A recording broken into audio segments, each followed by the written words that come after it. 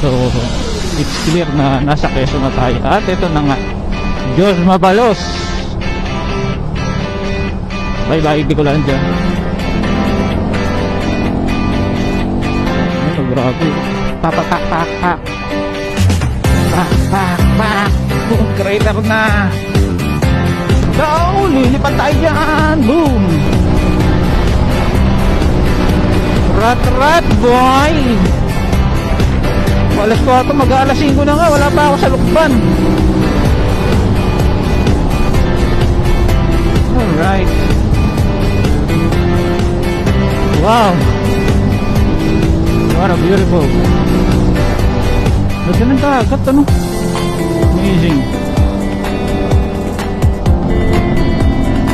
Ang ganda. Yung famous Sereno. Ah! Nakailang warning na siya. Ako, sarado. Alak ka. Mukhang magtutulak ako na malayo nito.